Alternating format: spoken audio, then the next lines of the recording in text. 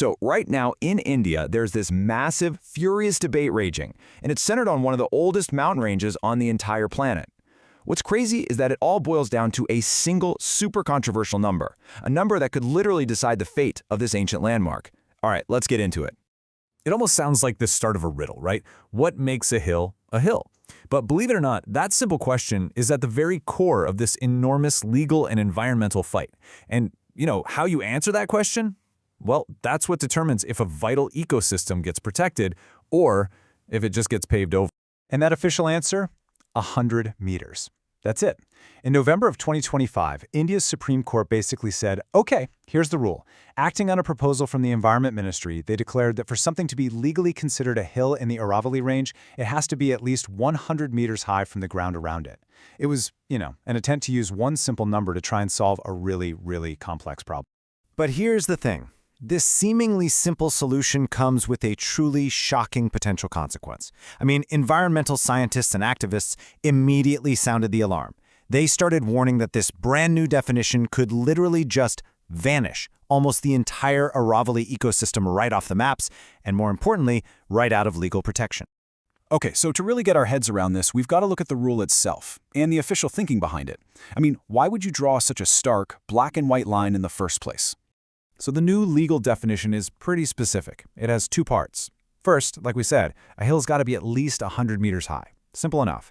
But second, to be considered part of the range, these hills have to be clustered together, within 500 meters of each other. It's a really clear attempt to take something that's naturally messy and turn it into something neat and tidy that you can just draw on a map. And you might be thinking, well, that sounds kind of arbitrary. And on the surface, yeah, it does. But if you look at it from the government's perspective, they felt they had a pretty compelling reason to push for this kind of clear, standard rule. And this is really where you see the central tension, the big conflict. See, for decades, there have been constant legal battles over what is and what isn't Aravali land. The government wanted a clean, objective line to just end all the ambiguity. But environmentalists are pushing back, saying, hey, nature doesn't work in straight lines. They argue that a purely technical definition like this is completely blind to how a real interconnected ecosystem actually functions. So the government's argument really comes down to this. They were trying to solve what they called administrative paralysis. And what they mean by that is, for years and years, cases were just stuck in court, arguing over whether one little patch of land was technically a Aravali or not. So this one rule, this 100-meter rule, was meant to create a single, standard, verifiable definition that works across all 4 states the range runs through. The idea was to finally have a clear boundary so they could enforce laws against illegal mining. But, and this is key, only within that newly defined and much, much smaller area. Okay, but that neat line on a map, it turns out it could have absolutely catastrophic consequences on the ground.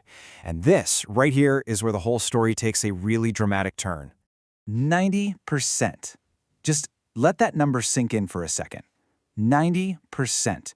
According to ecologists, that's the estimated chunk of the Aravali ecosystem that falls below this new 100-meter line. And the implication of that is just stark. All of a sudden, the vast, vast majority of the range, that huge 90% slice of the pie, is now legally vulnerable. It just doesn't have the automatic protections it used to have, which could open the floodgates to all kinds of development. And it's so important to understand what this 90% actually is. We're not talking about flat, empty land here. No, this is a whole network of smaller hills, low-lying ridges, and scrublands that are absolutely essential to the ecosystem. Think of it like the connective tissue. It's what holds the entire mountain system together. So scientists are warning about this devastating domino effect. It goes like this. First, these low-lying hills lose their legal shield. That could let mining operations and real estate developers just move in and flatten them. And the problem with that? Well, these very hills act as a critical green wall, holding back the Thar Desert from expanding eastward. Take them away, and experts predict we'll see faster desertification and way more intense dust storms choking big cities like Delhi. So as you can probably imagine, all of this has led to a massive standoff. So let's take a look at where things are right now, in the immediate wake of this ruling. Things are moving really fast here. So November 2025, the court lays down the new 100-meter rule. But then almost immediately, they seem to realize this could cause a massive land grab. So by December, they hit the brakes and issued a temporary ban, what's called an interim moratorium, on any new mining leases. The court has also ordered the creation of a management plan for sustainable mining. But honestly, what that plan will actually look like or how effective it'll even be, that's still a huge question mark. And the political backlash? It was immediate and it was fierce. I mean, the former chief minister of Rajasthan, Ashok Gehlot, he did not mince words at all. He called the decision, and I quote, a death sentence for the state's natural shield against the desert. And hey, it isn't just politicians who are upset. The public response has been absolutely massive. A Save Aravali movement has just exploded, gaining huge traction on social media. You've got citizen groups filing petitions trying to get the court to review its own decision. And their core argument is so simple but so powerful. A mountain's real value isn't its height, it's its function. It's what it does. And a lot of leaders are warning that this ruling is basically just rolling out the red carpet for the mining lobby. So when you take everything, the legal wrangling, the scientific warnings, the public protests, and you boil it all down, you're left with one fundamental, almost philosophical question that everyone is now being forced to confront. Because ultimately, this is the question at the very heart of the Aravali crisis.